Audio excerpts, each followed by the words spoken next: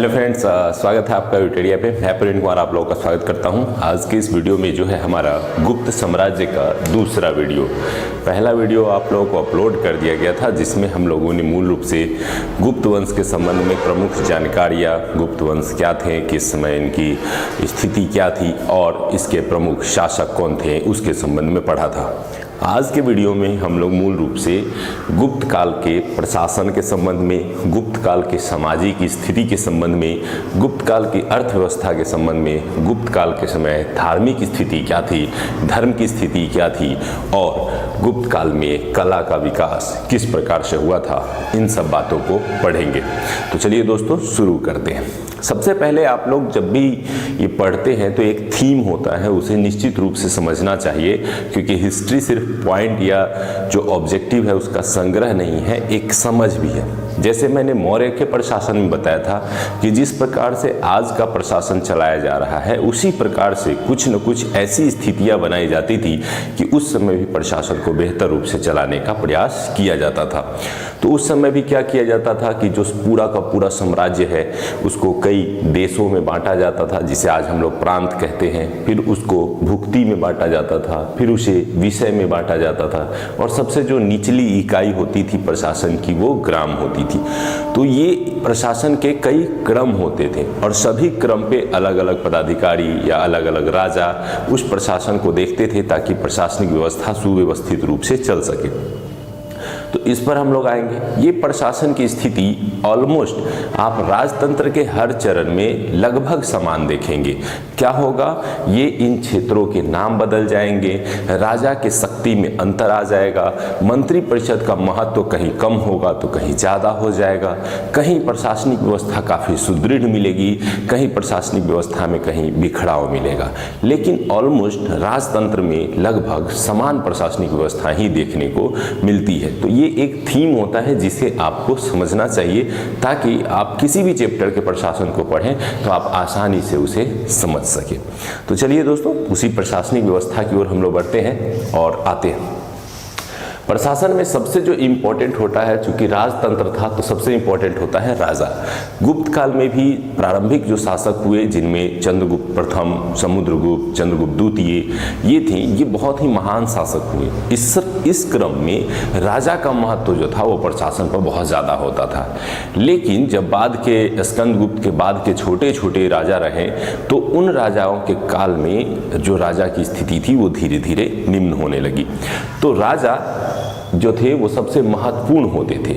लेकिन गुप्त काल में एक नई चीज़ क्या देखने को मिली कि गुप्त काल के राजा अपने आप को दैवीय अधिकार से घोषित करते हैं। उनका मानना ये था कि उन्हें देवताओं द्वारा जो है राजा बना करके भेजा गया है और साम्राज्य स्थापित करने का अधिकार जो है उन्हें देवताओं द्वारा प्राप्त हुआ है। तो इस तरह से ये दैवीय अधिकार का स्वरूप जो है यहाँ से बढ़ चलता है और देखिएगा आगे चल करके दक्षिण भारत के इतिहास में और मध्यकालीन भारत के इतिहास में ये दैवीय अधिकार का जो प्रावधान था ये बहुत ही महत्वपूर्ण हो जाता है।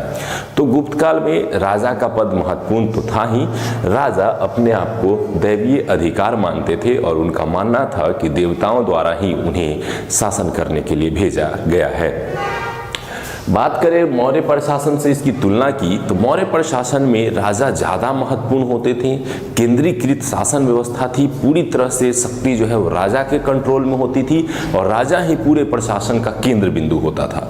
लेकिन गुप्त काल में प्रारंभिक जो शासक हुए, जैसे मैंने बताया कि जो शक्तिशाली शासक हुए, उस समय राज्य का जो अधिकार था वो केंद्रीकृत दिखता है। लेकिन धीरे धीरे इसमें विकेंद्रीकरण की प्रक्रिया समाहित होती है और दूर दराज के क्षेत्रों को अपने आप में एक स्वतंत्र इकाई के रूप में शासन करने का अधिकार मिलने लगता है। समुद्रगुप्त के समय भी जो दूर के क्षेत्र थे उन पर पूरी तरह से केंद्र का अधिकार नहीं था और यहाँ से एक नई श्रृंखला शुरू होती है जिसे हम लोग कहते हैं सामंती व्यवस्था।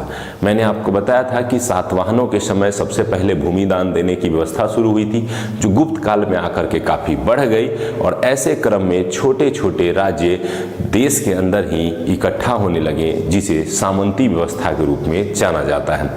तो मौर्यों के समान यहाँ केंद्रीकृत व्यवस्था नहीं थी, बहुत ज़्यादा केंद्रीकृत नहीं था, लेकिन राजा का जो महत्व था वो अच्छा था। लेकिन बाद के जो शासक हुए उनके समय एक नई व्यवस्था उभर करके आती है, जिसे हम लोग सामंती व्यवस्था कहते हैं, जिसे गुप्त काल में जो है बहुत तेजी से बढ़ावा मिला और हर्षवर्धन के काल में जाकर के यह अपने चरम पे पहुंच जाता है।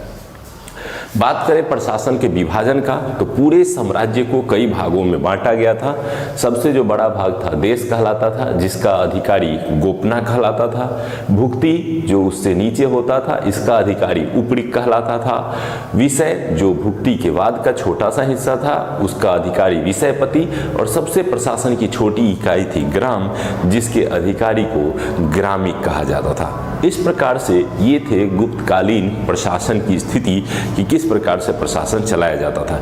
इसके अलावा अगर आप मेंस में जाएंगे तो इसी प्रशासन को 3 से 4 पेज में आप लिख सकते हैं, लेकिन यहाँ चूंकि मैं ऑब्जेक्टिव फॉर्म या इसको समझने की स्थिति के लिए मैंने शॉर्ट में आपको बताया है। अब आते हैं गुप्तकालीन समाज की स्थिति की ओर।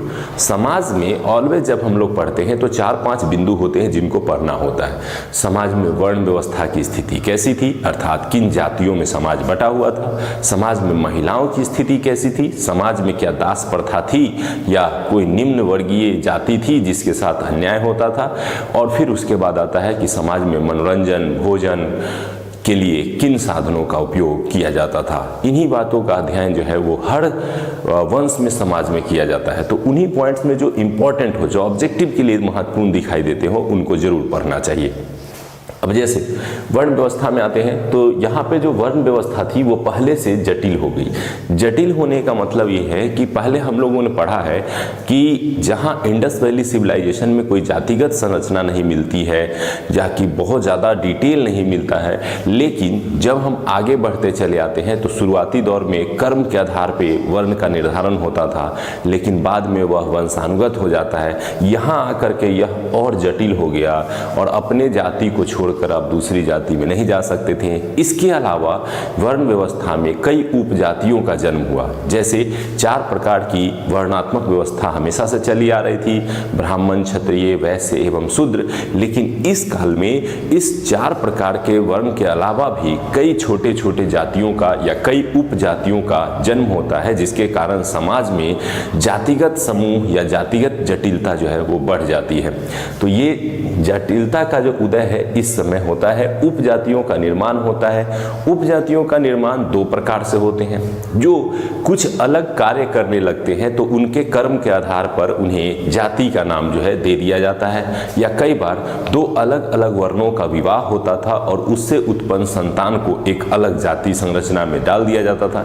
इस प्रकार से नई जातियों का उदय जो है वो गुप्तकालीन समाज की एक विशेषता रही। इस काल में एक जाति का वर्णन मिलता है, कायस्थ जाति का, जिनका कार्य जो है वो लेखन संबंधी था या पठन पाठन संबंधी था।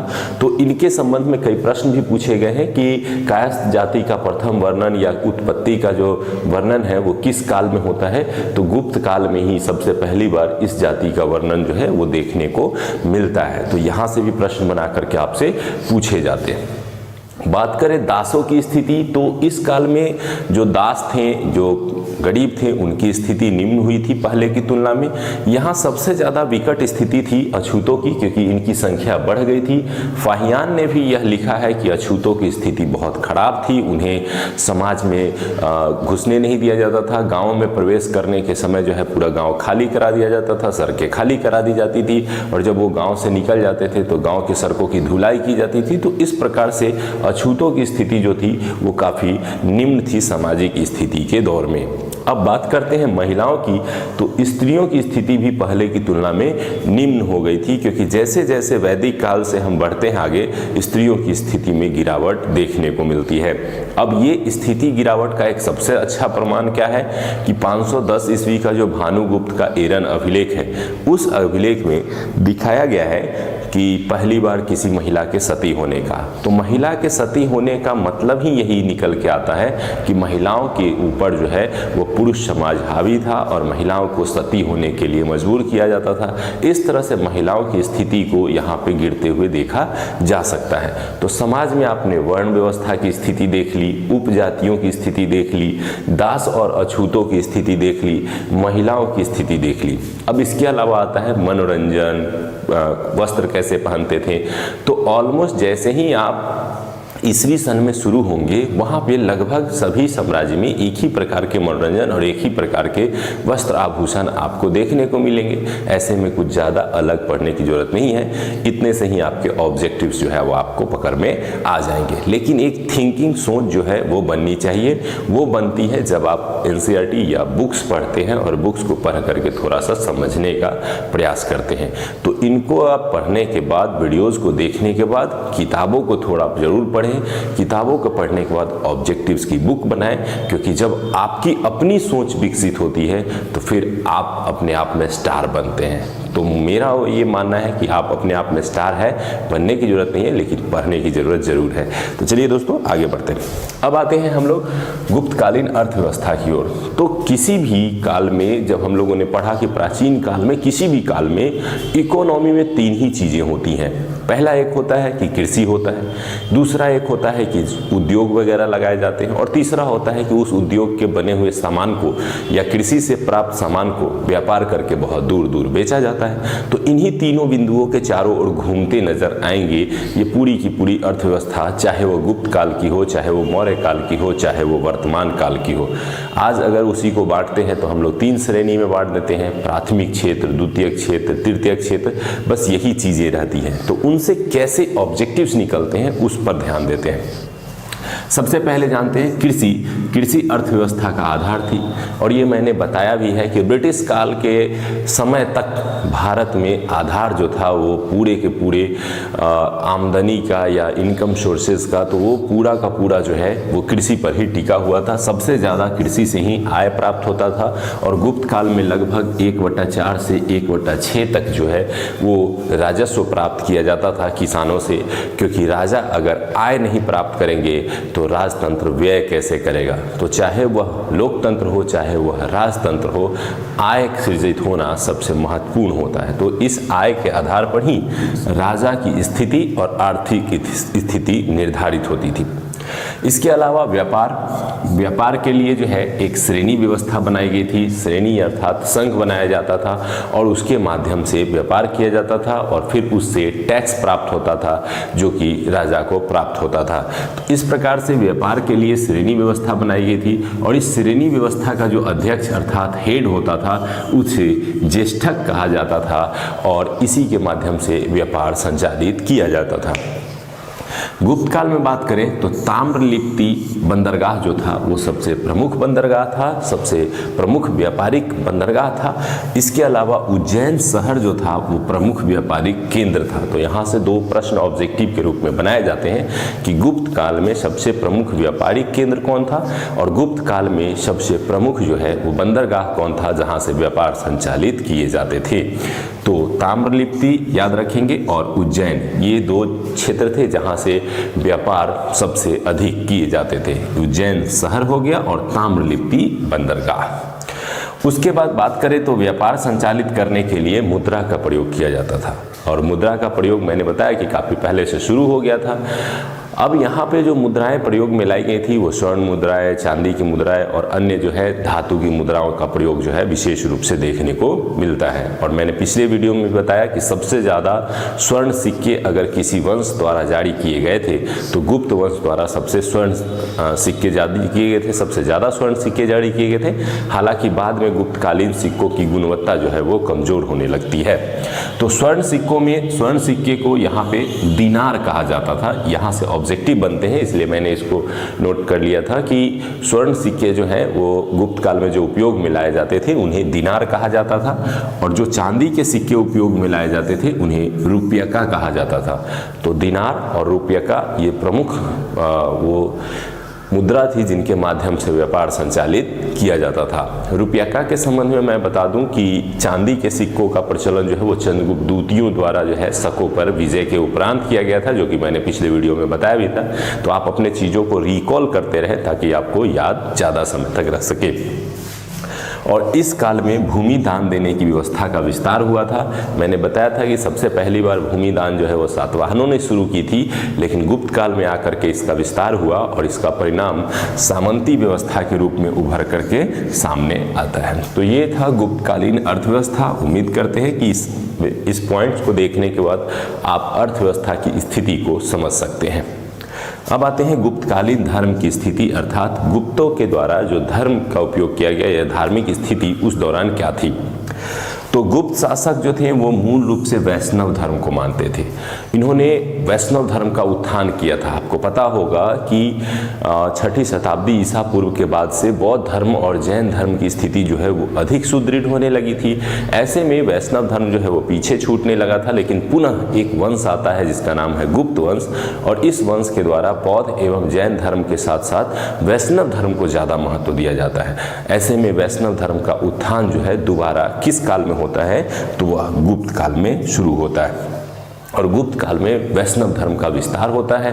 लेकिन क्या बौद्ध धर्म और जैन धर्म का पतन हो जाता है? तो नहीं, जैन धर्म का सीमित विकास होता है, लेकिन बौद्ध धर्म का भी अच्छा खासा विकास होता है, क्योंकि नालंदा विश्वविद्यालय का निर्माण इसी काल में किया गया था, जो कि पूरी तरह से बौद्ध धर्म से संबंधित था।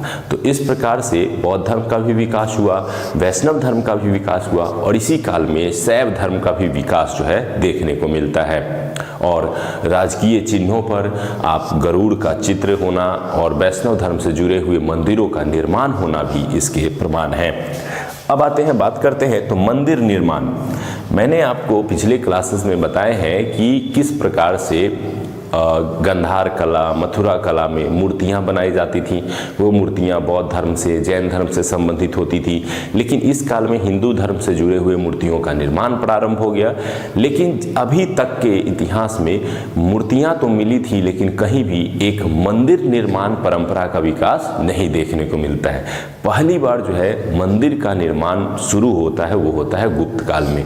गुप्त काल में ही पहली बार मंदिर निर्माण की कला का विकास हुआ और इस मंदिर निर्माण के क्रम में वहाँ पर मूर्तियों की स्थापना की जाती थी और पूजा अर्चना का प्रयोग शुरू हुआ, जो कि वर्तमान स्थितियों तक उसी रूप में बना हुआ है। और यहाँ से जो एक मंदिर निर्माण की जो कला प्रारंभ हुई थी, उसमें सबसे प्रमुख मंदिर जो प्राप्त हुआ है वो देवगढ़ झांसी से प्राप्त हुआ है, जहाँ से दशावतार मंदिर मिला है, जो कि विष्णु देवता से संबंधित है। और ये सबसे महत्वपूर्ण है, यहाँ से कई बार एग्जाम में प्रश्न पूछे गए हैं। और इस काल में विष्णु जी के 10 अवतार में जो सबसे प्रसिद्ध अवतार था वह वराह अवतार था, जिसे सबसे ज़्यादा जो है लोकप्रियता प्राप्त हुई थी। तो धार्मिक स्थिति में अगर हम लोग बात करें गुप्त काल में, तो 2-3 पॉइंट याद रखना है कि जो राजकीय धर्म था वो वैष्णव धर्म था, लेकिन इसके साथ साथ शैव धर्म, बौद्ध धर्म का भी विकास हुआ था, जैन धर्म का सीमित विकास हुआ था, और सभी धर्मों के प्रति धार्मिक स्थिति में सहिष्णुता का भाव जो है वो राजा के द्वारा दिखाया जाता था। किसी प्रकार से धार्मिक उन्माद की स्थिति नहीं थी। तो ये थे धार्मिक स्थिति। सबसे जो महत्वपूर्ण है, जहाँ से सबसे ज़्यादा ऑब्जेक्टिव पूछे जाते हैं गुप्त काल में, वो पूछा जाता है गुप्तकालीन कला के संबंध में। वास्तव में गुप्त काल में जितने भी प्रकार के कला हो सकते थे, जैसे मैंने लिखा है, वास्तुकला हो, चित्रकला हो, मूर्ति कला हो, साहित्य कला हो, सभी कला के क्षेत्रों में जो है कला का विकास देखने को मिलता है। यही कारण है कि इस कलात्मक विकास के कारण कुछ भारतीय इतिहासकार गुप्त काल को भारत का स्वर्ण युग कह करके संबोधित करते हैं। ये ऑब्जेक्टिव भी कई बार एग्जाम में पूछा गया है, न केवल ये पीटी बल्कि मेंस की दृष्टि से भी महत्वपूर्ण प्रश्न बन जाता है। तो वास्तुकला हो, चित्रकला हो, मूर्ति कला हो, साहित्य कला हो, सभी कलाओं में जो है वो गुप्त काल के विकास को देखा जा सकता है। सबसे पहले आते हैं वास्तुकला की स्थिति में। तो इस काल में नागर शैली का अधिक विकास हुआ। उत्तर भारत में बनने वाले जो भवन निर्माण कला था उसको नागर शैली का नाम दिया जाता था, और दक्षिण में द्रविड़ और बीच में वेसर शैली का नाम दिया जाता था। तो आपसे कई बार एग्जाम में पूछा भी गया है कि नागर शैली, वेसर शैली और द्रविड़ शैली क्या थे। तो ये भवन निर्माण या स्थापत्य कला के निर्माण के एक शैली है। और नागर शैली का विकास जो है मूल रूप से गुप्त काल में ज़्यादा हुआ, क्योंकि इसी शैली में उत्तर भारत में कई मंदिरों का निर्माण जो है वो देखने को मिलता है। तो इस प्रकार से नागर शैली और स्थापत्य कला का विकास जो है इसी दौरान शुरू होता है। और देवगढ़, दशावतार मंदिर जो है इन सब के उदाहरण हैं।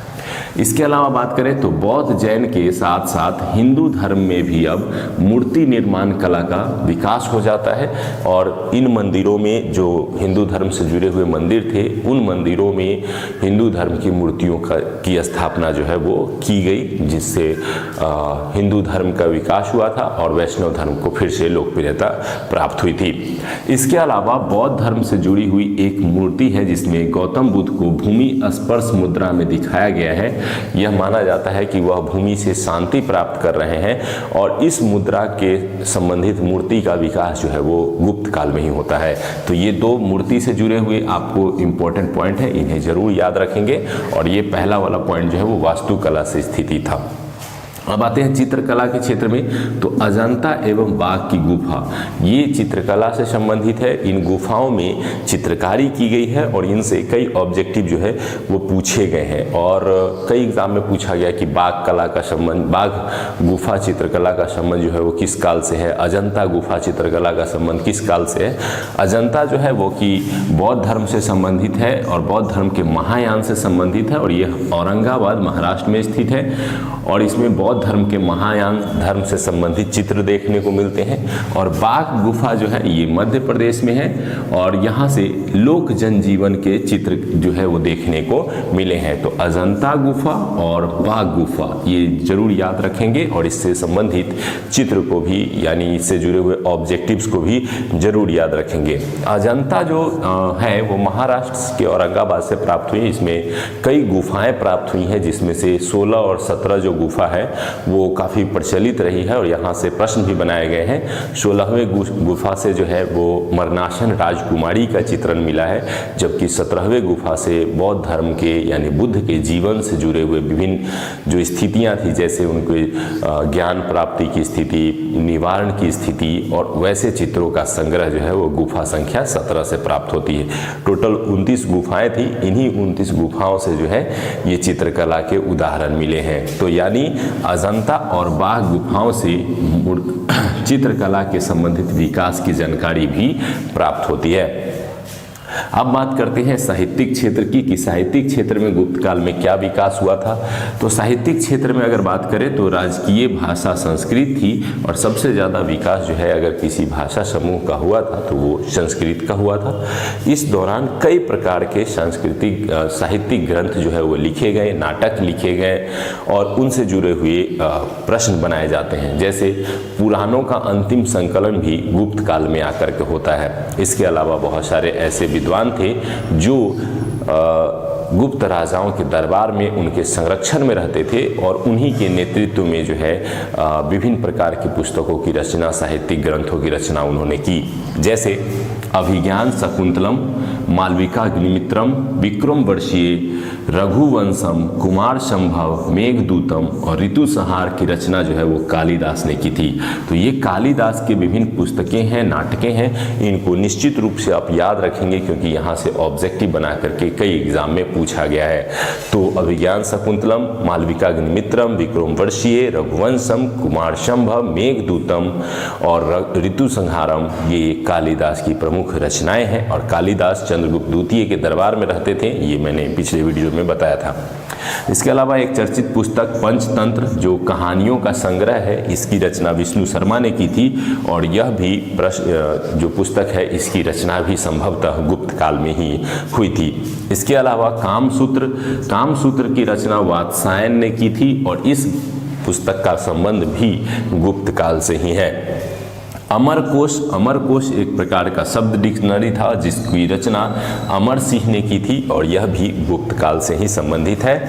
मृच्छकटिकम, ये मृच्छकटिकम भी कई एग्जाम में पूछा गया है। यह शूद्रक की रचना है और यह भी गुप्त काल से ही संबंधित है। और लास्ट है नीतिसार कामानंद की रचना है और इसका संबंध भी प्रगति की स्थिति की ओर। तो इस काल में साइंस और टेक के क्षेत्र में भी काफ़ी प्रगति हुई थी। कई ऐसे विद्वान हुए जिन्होंने विज्ञान और प्रौद्योगिकी के संबंध में कई रिसर्च किए और कई जानकारियाँ दी, जैसे आर्यभट्ट ने आर्यभट्टियम, सूर्य सिद्धांतम और 10 गीतिका का रचना जो है उन्होंने की। और इसमें जो सबसे महत्वपूर्ण है वो आर्यभट्टियम और सूर्य सिद्धांतम है, जिसके माध्यम से उन्होंने ये जो नक्षत्र और ग्रहों की स्थिति की जानकारी उन्होंने प्रदत्त की।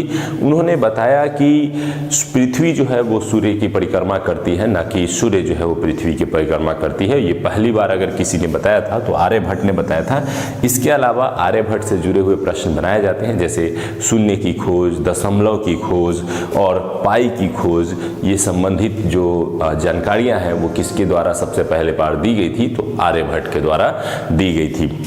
इसके अलावा आर्यभट्ट के अतिरिक्त वराह महिर इस काल के एक बहुत बड़े खगोल विशेषज्ञ थे। इन्होंने बताया कि सूर्य जो है उसके चारों ओर पृथ्वी चक्कर लगाती है और पृथ्वी के चारों ओर जो है वो चंद्रमा परिक्रमा करती है। तो इस तरह से सूर्य, पृथ्वी और चंद्रमा के संबंधों को जोड़ने का जो श्रेय है वो जाता है वराह महिर को। इन्होंने ही बताया था कि चंद्रमा पृथ्वी की तथा पृथ्वी सूर्य की परिक्रमा करती है। और इसके अलावा एक और थे जो इनका नाम था ब्रह्मगुप्त। ब्रह्मगुप्त ने जो है ब्रह्म सिद्धांत की रचना की और इन्होंने कई ऐसे सिद्धांतों के विषय में बताया जिसके कारण इन्हें भारत का न्यूटन कह करके संबोधित किया जाता है। तो कई बार ये भी एग्जाम में पूछा गया है कि भारत का न्यूटन किसे कहा जाता है, तो ब्रह्मगुप्त को कहा जाता है। तो आइए फाइनली हम लोग फिर से एक बार रिकॉल कर लेते हैं। हम लोगों ने गुप्तकालीन प्रशासन, गुप्तकालीन समाज, अर्थव्यवस्था, धर्म और गुप्तकालीन कला में भी अलग अलग। वास्तुकला का मतलब होता है भवन निर्माण कला या स्थापत्य कला, चित्रकला, मूर्तिकला और साहित्य में विभिन्न प्रकार के साहित्यिक विकास और विभिन्न प्रकार के विज्ञान प्रौद्योगिकी से संबंधित विकास और कुछ दर्शन का भी विकास हुआ था। तो इस तरह से इन सभी डेवलपमेंट के कारण ही बहुत सारे राष्ट्रवादी इतिहासकारों ने गुप्त काल को जो है वो स्वर्ण युग की संज्ञा दी है, जिससे ऑब्जेक्टिव बना करके पूछे जाते हैं। उम्मीद करते हैं कि दोनों वीडियोस को देखने के बाद आपको गुप्त काल के संबंध में एक अच्छी सोच बन जाएगी। अब इसके बाद आप एक चैप्टर गुप्त काल को अच्छे बुक से पढ़ें, एनसीईआरटी या आपके पास जो भी कोई बुक हो, और फिर उसके बाद ऑब्जेक्टिव्स बनाएं। देखिए आप कितने कॉन्फिडेंट फील करेंगे और एग्जाम में सबसे बेहतर आपका परिणाम आएगा। तो धन्यवाद एडुटेरिया से जुड़ने के लिए, और आप अपने लाइफ में सफल हो, आगे बढ़े, ये मेरी शुभकामनाएं हैं। धन्यवाद।